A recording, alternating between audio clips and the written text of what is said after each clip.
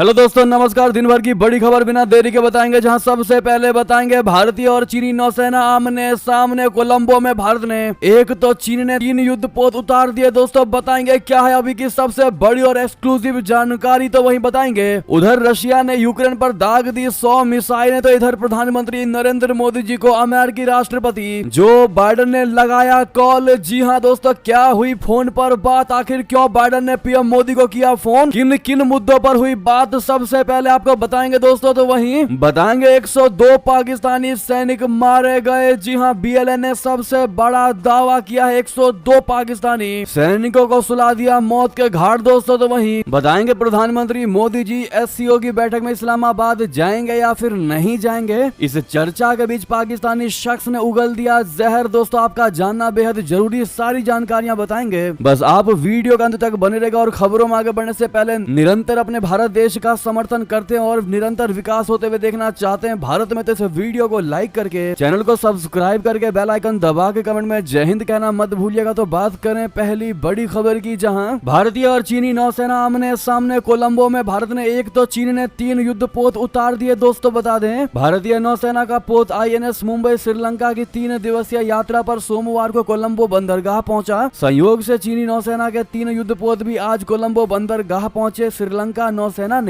एक प्रेस विज्ञप्ति में कहा कि भारतीय नौसेना का जहाज मुंबई श्रीलंका की 3 दिवसीय यात्रा पर है। भारतीय उच्चायोग ने रविवार को एक प्रेस विज्ञप्ति में कहा था कि आईएनएस मुंबई 163 मीटर लंबा विध्वंसक पोत है, जिस पर 410 सदस्यों का चालक दल सवार है। उच्चायोग ने कहा कि यह जहाज श्रीलंका की किसी बंदरगाह पर पहली बार आया है। इस बीच श्रीलंका नौसेना ने कहा कि चीनी पीपुल्स लिबरेशन आर्मी की नौसेना के 3 युद्धपोत हे फेई बुजियान और किलियान शान भी सोमवार सुबह औपचारिक यात्रा पर कोलंबो बंदरगाह पहुंचे। बता दें, विज्ञप्ति के अनुसार आईएनएस मुंबई श्रीलंकाई नौसेना के साथ संयुक्त गतिविधियों जैसे कि खेल, योग और तटीय क्षेत्र की सफाई आदि में भी शामिल होगा। आईएनएस मुंबई 29 अगस्त को कोलंबो तट पर श्रीलंका नौसेना के एक जहाज के साथ पैसेज एक्सरसाइज में भी भाग लेगा। जी हाँ दोस्तों, अब यहाँ पर देखना ये होगा कि क्या भारत का ये युद्धपोत, जो कि सिंगल युद्धपोत दोस्तों श्रीलंका कोलंबो पहुंचा है, क्या चाइना के तीनों युद्धपोतों को धूल चटा पाता है या नहीं? क्योंकि दोनों देशों की नौसेना के बीच श्रीलंका में ज्यादा से ज्यादा युद्धपोतों को तैनात करने को लेकर होड़ मची है। इसी के लिए भारतीय नौसेना ने सोमवार को अपना एक युद्धपोत कोलंबो भेज दिया, तो चाइना ने 3 युद्धपोतों को तैनात कर दिया है। दोस्तों तो वहीं आपको बता दें, उधर रशिया ने यूक्रेन पर दागी 100 की 100 मिसाइलें, तो इधर पीएम मोदी को उसी वक्त अमेरिकी राष्ट्रपति ने लगाया फोन कॉल। जी हाँ दोस्तों, प्रधानमंत्री नरेंद्र मोदी जी का सोमवार को अमेरिकी राष्ट्रपति बाइडेन से संवाद हुआ। दोनों दिग्गजों की बातचीत फोन कॉल पर हुई और इस दौरान उन्होंने अहम मुद्दों पर विस्तार से चर्चा की। भारतीय प्रधानमंत्री मोदी जी ने इस बारे में सोशल मीडिया प्लेटफॉर्म एक्स पर जानकारी दी। उन्होंने पोस्ट में बताया कि आज मेरी जो बाइडेन से फोन पर बात हुई। हमने विभिन्न क्षेत्रीय और वैश्विक मुद्दों पर चर्चा की, जिसमें यूक्रेन की स्थिति भी शामिल है। मैंने शांति और स्थिरता की शीघ्र वापसी के लिए भारत का पूर्ण समर्थन दोहराया है। बातचीत के दौरान प्रधानमंत्री मोदी जी ने बाइडेन को अपनी हालिया यूक्रेन यात्रा के बारे में बताया। प्रधानमंत्री मोदी जी के मुताबिक जो बाइडेन के साथ उनकी बांग्लादेश की स्थिति पर भी चर्चा हुई और वहां सामान्य स्थिति की जल्द से जल्द बहाली और अल्पसंख्यकों खास करके हिंदुओं की सुरक्षा सुनिश्चित करने की आवश्यकताओं पर भी जोर दिया। जी हाँ, जैसा कि आप दोस्तों नरेंद्र मोदी जी का ये ट्वीट देख पा रहे हैं, तो वहीं बता दें, इसी बीच मोदी जी और बाइडेन की बातचीत के दौरान भारतीय प्रधानमंत्री ने इंडिया यूएस साझेदारी के प्रति अमेरिकी राष्ट्रपति की प्रतिबद्धता की तारीफ की। दोनों नेताओं ने इस दौरान इस बात पर जोर दिया कि भारत अमेरिकी साझेदारी का मकसद दोनों मुल्कों के लोगों के साथ पूरी मानवता को लाभ पहुंचाना है। दोनों इस बात पर राजी हुए हैं कि वे क्वाड सहित बहुपक्षीय सहयोग को और मजबूत करने की प्रतिबद्धता दोहराते हैं। वे इसके अलावा लगातार संपर्क में बने रहने पर भी राजी हुए। अब ऐसे में दोस्तों सबसे बड़ी बात और सबसे बड़ा सवाल तो यही सामने दिखाई दे रहा है दोस्तों कि प्रधानमंत्री नरेंद्र मोदी जी का पोलैंड और यूक्रेन का यात्रा करके वापस आना और भारत में आकर के सेटल होने के बाद अमेरिकी राष्ट्रपति बाइडेन का पीएम मोदी जी को फोन जाना कहीं ना कहीं फिर एक बार अमेरिका पर बड़े सवाल खड़े कर रहा है। दोस्तों जैसा कि आप हमेशा से जानते हैं कि अमेरिका पर भरोसा करना बड़ा ही मुश्किल हो जाता है और जब वो कोई कदम ऐसा उठा ले जिसकी उम्मीद नहीं होती तो फिर ऐसे में सवाल खड़े हो ही जाते। इस पर आपकी जो भी राय हो दोस्तों, क्या बिना किसी प्लानिंग के बाइडेन ने पीएम मोदी को फोन किया होगा? आपको क्या लगता है दोस्तों, बताना मत भूलिएगा। तो वहीं आपको बता दें, बीएलए ने किया बहुत बड़ा दावा, 102 पाकिस्तानी सैनिक मारे गए बीएलए के लड़ाकों के द्वारा। दोस्तों बता दें, सबसे बड़ी खबर, पाकिस्तानी सेना में मच गया है हड़कंप,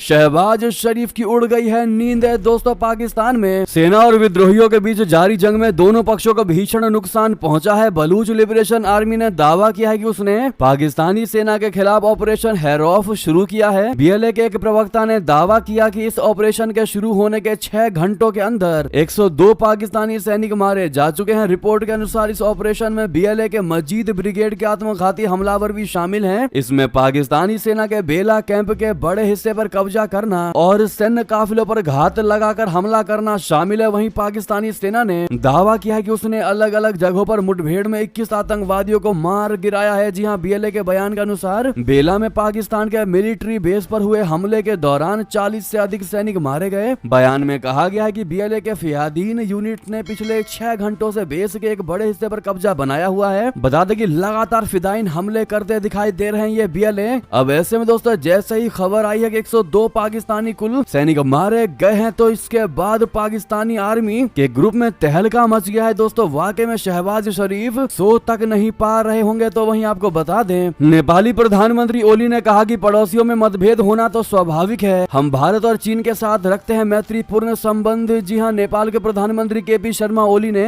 एक प्रोग्राम में कहा कि पड़ोसियों के बीच कभी कभार होने वाली समस्याएं स्वाभाविक है, नेचुरली हैं और उन्हें खुले मन से बातचीत के जरिए सुलझाया जा सकता है। पीएम ने एक पुस्तक विमोचन समारोह में ओली ने कहा कि हम अपनी जमीन का इस्तेमाल अपने किसी भी पड़ोसी के खिलाफ नहीं होने देंगे। उन्होंने कहा कि हिमालयी राष्ट्र ईमानदारी और तटस्थता का पालन करते हुए संतुलित तरीके से दोनों पड़ोसियों के साथ अच्छे और मैत्रीपूर्ण संबंध बनाए रखता है। उन्होंने कहा यदि हम मामले पर अधिक विस्तार से चर्चा किए बिना अंतर्राष्ट्रीय दायित्वों को बनाए रखते हुए तथ्यों और प्रमाणों के आधार पर न्यायोचित और उपयुक्त समाधान तलाशेंगे और समस्या उत्पन्न नहीं होगी। दोस्तों बता दें कि केपी शर्मा ओली हमेशा से ही चीनी समर्थक बड़े नेता माने जाते रहे हैं। ऐसे में उनका ये अनबाइज्ड वाला बयान कहीं ना कहीं बहुत बड़े सवाल खड़े करता है कि क्या वाकई में नेपाली पीएम ओली भारत और चीन के साथ बराबरी का संबंध रखेंगे। ये सबसे बड़े सवाल है दोस्तों। तो वहीं बता दें, भारत का वीजा न मिलने पर भड़के बांग्लादेशी, ढाका में भारतीय वीजा केंद्र के बाहर किया बड़ा प्रदर्शन। दोस्तों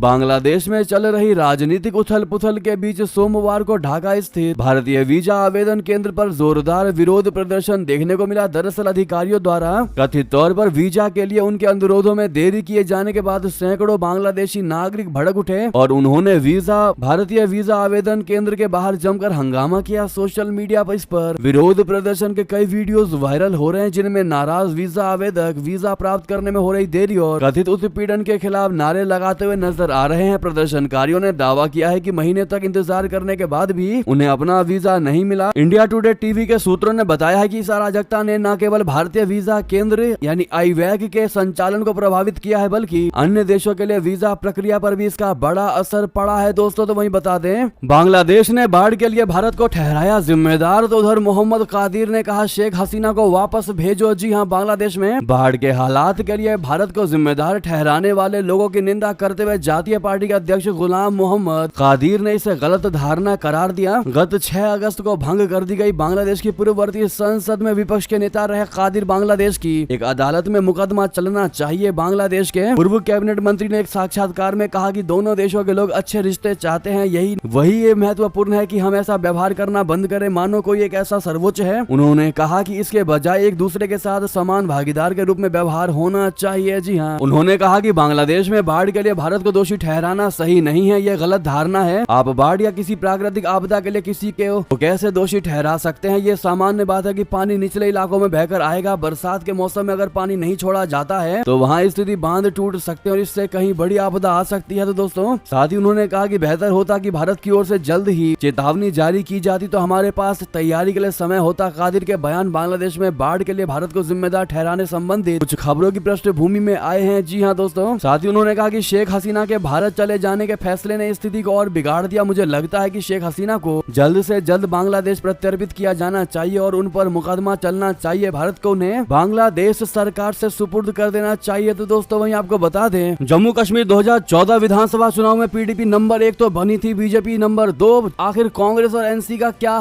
था हाल दोस्तों और क्या अब होगा हाल, आपको बता दें। आखिरकार 10 साल बाद जम्मू कश्मीर में विधानसभा चुनाव का बिगुल बज चुका है। चुनाव आयोग ने तारीखों का ऐलान कर दिया है। चुनावों की तारीखों के बाद ऐलान के बाद से ही राजनीतिक पार्टियां सियासी जोड़ घटाव में जुट गई है। कांग्रेस ने नेशनल कॉन्फ्रेंस के साथ चुनाव लड़ने का ऐलान किया है। वहीं वहीं महबूबा मुफ्ती ने अलग चुनाव लड़ने की घोषणा की है। भारतीय जनता पार्टी जम्मू कश्मीर अनुच्छेद 370 हटने के बाद एक बार फिर पूरे जोश के साथ चुनावी मैदान में है। कांग्रेस नेता राहुल गांधी भारत जोड़ो यात्रा के बाद पूरे उत्साह में। आपको बता दें दोस्तों कि जम्मू कश्मीर के पिछले चुनावों में किस पार्टी को कितनी सीटें और कितना मिला है वोट। 2014 में विधानसभा चुनाव हुआ था, तब 87 सदस्यीय विधानसभा में किसी भी पार्टी को बहुमत नहीं मिला था। पीडीपी सबसे बड़ी पार्टी बनकर उभरी थी। 2014 के विधानसभा चुनाव में पीडीपी को 28 सीटों पर जीत मिली। 25 सीटों के साथ बीजेपी दूसरे नंबर की सबसे बड़ी पार्टी बनकर उभरी। 2014 के विधानसभा चुनाव में बीजेपी ने 75 सीटों पर चुनाव लड़ा था। बीजेपी को 22.98% वोट के साथ महज 25 सीटों पर जीत मिली। तो वहीं कांग्रेस के 86 सीटों पर चुनाव लड़ने के बाद भी कांग्रेस को 12 उम्मीदवार ही चुनाव जीत पाए। ऐसे में दोस्तों इस बार माना यह जा रहा है कि बीजेपी को कुछ तो कुछ फायदा जरूर होगा, सीटें उनकी बढ़ेंगी। तो वहीं बता दें जम्मू कश्मीर में नेशनल कॉन्फ्रेंस और कांग्रेस के बीच गठबंधन हुआ है फाइनल। कौन कितनी सीटों पर इस बार लड़ेगा वो आपको बता दें। जम्मू कश्मीर में असेंबली चुनाव के लिए नेशनल कॉन्फ्रेंस और कांग्रेस के बीच गठबंधन पर आखिरी मुहर लग चुकी है। दोनों पार्टियां सभी 90 सीटों पर चुनाव लड़ेंगी। इनमें से 85 सीटों पर गठबंधन के तहत अलग अलग उम्मीदवार उतारे जाएंगे, जबकि 5 सीटों पर फ्रेंडली फाइट होगी। दोस्तों कांग्रेसी नेता सलमान खुर्शीद और केसी वेणुगोपाल ने नेशनल कॉन्फ्रेंस नेता फारूक अब्दुल्ला से मुलाकात की। करीब 2 घंटे तक चली इस बैठक के बाद प्रेस वार्ता करके उन्होंने कल अपने इस फैसले की जानकारी दी। इनमें असेंबली की 90 सीटों में से 85 सीटों पर दोनों पार्टियां मिलकर चुनाव लड़ेंगी, जबकि 5 सीटों पर दोनों दलों के बीच फ्रेंडली फाइट होगी। तो दोस्तों वहीं आपको बता दें प्रधानमंत्री मोदी एससीओ की बैठक में इस्लामाबाद जाएंगे या नहीं जाएंगे, इस चर्चा के बीच पाकिस्तानी शख्स ने उगल दिया जहर। क्या कहा बता दे, पाकिस्तान के इस्लामाबाद में होने वाली शंघाई सहयोग संगठन यानी एससीओ की बैठक में पीएम मोदी शामिल होंगे या नहीं होंगे, इस मसले को लेकर पाकिस्तान में चर्चा बहुत ज्यादा ही तेज हो चुकी है। पाकिस्तान के लोगों ने इस मसले पर अपना पक्ष रखा। कुछ लोगों का मानना है कि पाकिस्तान में सुरक्षा व्यवस्था के हालात अच्छे नहीं है, ऐसे में पीएम मोदी को एससीओ की बैठक में नहीं आना चाहिए। तो वहीं कुछ लोगों का मानना है कि भारत पाकिस्तान के संबंधों में तनाव चल रहा है, ऐसे में भारतीय प्रधानमंत्री के आने की संभावना कम है। दरअसल पाकिस्तान के इस्लामाबाद में 15 और 16 अक्टूबर को शंघाई सहयोग संगठन की काउंसिल ऑफ गवर्नमेंट यानी CHG की मीटिंग होनी है। ऐसे में भारतीय प्रधानमंत्री को पाकिस्तान आने का न्योता मिला है। इसके साथ ही एससीओ के अन्य नेताओं को भी बैठक में शामिल होने के लिए निमंत्रण भेज दिया गया है। इस मसले को लेकर पाकिस्तान के प्रसिद्ध यूट्यूबर सोहेब चौधरी ने पाकिस्तान के लोगों से राय जानी चाहिए। तो एक शख्स ने कहा है कि पीएम मोदी पाकिस्तान आते हैं तो उन पर फायर करेंगे। जब शख्स से पूछा गया कि पीएम मोदी पर फायर क्यों करना चाहते हैं, तो शख्स ने कहा कि भारत में प्रधानमंत्री मोदी मुसलमानों के साथ जुल्म कर रहे हैं। वहीं कुछ लोगों ने कहा कि भारत के प्रधानमंत्री पाकिस्तान आते हैं तो उनका स्वागत करेंगे। इस तरह की बातचीत पर फिलहाल पाकिस्तान के एक अन्य शख्स ने कहा कि दरअसल पाकिस्तान के लोगों में जानकारी का अभाव है। उनको यही बताया गया है कि भारत में मुसलमानों के साथ जुल्म हो रहा है। अब ऐसे में दोस्तों हमारा सवाल आपसे यही है कि क्या प्रधानमंत्री मोदी जी एससीओ की बैठक में इस्लामाबाद जाएंगे या नहीं, क्या उनको इस्लामाबाद जाना चाहिए या नहीं, इन दोनों सवालों का जवाब देना मत भूलिएगा। दोस्तों दोनों सवाल देखने में एक जैसे हैं लेकिन मतलब अलग है, तो जवाब देना मत भूलिएगा। वहीं बता दें म्यांमार में चल रहा गृह युद्ध, बॉर्डर पर गश्त लगा रहे चीनी सैनिक ड्रैगन को सतारने लगा ये डर। जी हाँ, चीनी सेना ने बड़ी संख्या में अपने सैनिकों को म्यांमार की सीमा पर तैनात कर दिया है। इस बात का ऐलान खुद चीन ने कल किया। PLA का कहना है कि उसने सेना की टुकड़ियों और ज्वाइंट ग्राउंड पुलिस गश्ती दल को साउथ वेस्ट सुन्नात में तैनात कर दिया है। खास बात यह है दोस्तों सबसे ज्यादा की चीन का यह इलाका म्यांमार से सटा हुआ है। चीनी सेना ने म्यांमार की सीमा पर यह गश्त ऐसे समय लगानी शुरू की है जब म्यांमार में गृह युद्ध के चलते हालात खराब है। आशंका तो यह भी जताई जा रही है कि कहीं म्यांमार में भी बांग्लादेश की ही तरह तख्ता पलट ना हो जाए। जी हाँ दोस्तों, तो वहीं बता दें मोहम्मद यूनुस के काल में बांग्लादेश में लोगों के बीच हो जाएगी दो फाड़। क्या वाकई में ऐसा है? हिंदू पर्व पर CAO ने दिया बड़ा बयान। बता दें बांग्लादेश की अंतरिम सरकार के प्रमुख मोहम्मद यूनुस ने सोमवार को हिंदू समुदाय के नेताओं से मुलाकात की। इसी दौरान मोहम्मद यूनुस ने जन्माष्टमी के अवसर पर उनके लिए खास समारोह आयोजित किया। साथ ही अंतर धार्मिक सद्भाव को बढ़ावा देने का संकल्प भी लिया। उन्होंने जन्माष्टमी के मौके पर चीफ एडवाइजर ऑफिस से बड़ा बयान दिलवाया। दरअसल प्रधानमंत्री शेख हसीना के पद से हटने के बाद कई दिनों तक हिंसा में अल्पसंख्यक हिंदू आबादी के व्यापारी प्रतिष्ठानों को निशाना बनाया गया और मंदिरों में तोड़फोड़ की गई। अपनी सरकार के खिलाफ छात्रों के आंदोलन के बाद शेख हसीना 5 अगस्त को प्रधानमंत्री पद से इस्तीफा देकर भारत चली गई। बता दें चीफ एडवाइजर ऑफिस COO का कहना है कि मोहम्मद यूनुस ने देश के हिंदू समुदाय के लोगों का अभिवादन किया और अंतर धार्मिक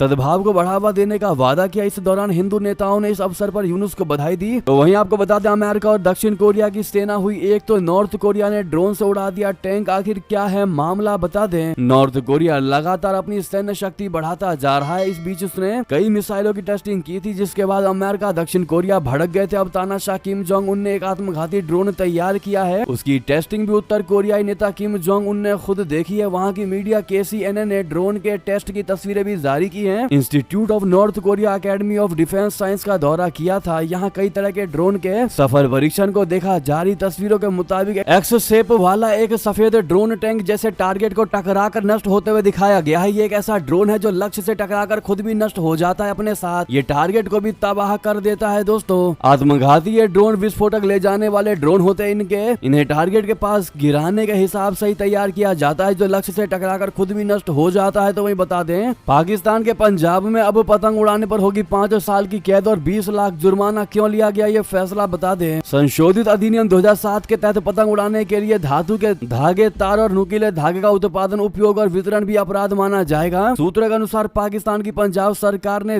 निषेध अधिनियम 2007 में संशोधन अधिनियम करके इन अपराधों को परिभाषित किया है। तो दोस्तों वही बता दें, ड्रोन हमले के जवाब में रशिया ने पूरे यूक्रेन को किया ताबड़तोड़ हवाई अटैक, 3 लोगों की मौत व कई शहरों में ब्लैक आउट। दोस्तों, यूक्रेन युद्ध द्वारा रशिया में अमेरिका के 9/11 जैसे आतंकी हमले के जवाब में रूस के यूक्रेन से विभिन्न हिस्सों पर बड़े पैमाने पर हवाई हमले किए हैं, जिससे कई प्रमुख शहरों में गंभीर नुकसान हुआ है। रशिया ने यूक्रेन पर अब तक के सबसे बड़े हमलों में से एक को अंजाम दिया है, जिसमें 100 से अधिक मिसाइलों और लगभग 100 ड्रोन का इस्तेमाल किया गया। यूक्रेन के राष्ट्रपति व्लादिमीर जेलेंस्की ने इस हमले की पुष्टि की है और इसे यूक्रेन पर रूसी आक्रामकता का एक और गंभीर उदाहरण बताया है। जानकारी के अनुसार इस रशिया की सेना ने सोमवार को यूक्रेन के विभिन्न हिस्सों में बड़े पैमाने पर ड्रोन और मिसाइल हमला किया, जिसमें निशाने पर संभवतः ऊर्जा आधारभूत ढांचा भी था। दोस्तों वही बता दें, ट्रूडो ने विदेशी कामगारों को दिया बड़ा झटका। अब कनाडा में नौकरी पाना हुआ और भी मुश्किल, भारतीयों पर पड़ेगा इसका बड़ा असर। दोस्तों, कनाडा के प्रधानमंत्री जस्टिन ट्रूडो का राष्ट्र प्रेम चुनाव को नजदीक आता देख अचानक जाग गया। उन्होंने अपने 10 साल के कार्यकाल के अंतिम वर्ष में कम वेतन वाले और अस्थायी नौकरी करने वाले विदेशियों की संख्या कम करने का ऐलान किया है, जिससे कनाडा में कम वेतन वाली और अस्थायी नौकरी करने वाले लाखों विदेशी नागरिक प्रभावित होंगे। इसका सबसे बड़ा असर कनाडा में पढ़ाई के दौरान छोटी मोटी नौकरियां करने वाले विदेशी छात्रों पर होगा। इनमें भारतीय छात्रों की संख्या सबसे ज्यादा है। ये छात्र कनाडा की महंगाई को झेलने के लिए अपनी पढ़ाई से इतर नौकरी भी करते हैं। विशेषज्ञों ने भी चेतावनी दी है कि ट्रूडो के इस फैसले से अप्रवासियों